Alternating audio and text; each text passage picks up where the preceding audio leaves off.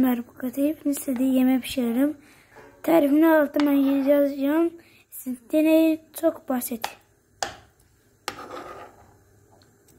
Şöyle bir kıvam oluşuyor.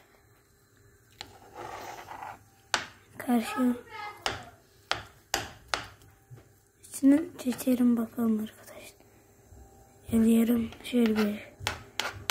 Alıyoruz bunları. Oradaki adı üçünü ve videoyu. Yok de. Şimdi aman gelir. Sen gidip ders okutmasan. Evet, sonra karıştırıyoruz. Böyle bir kıvam oluşuyor. Ben biliyorum. Bir de igre çekiyorum. O burada igre oynuyorsan. Onda başına ağrıma.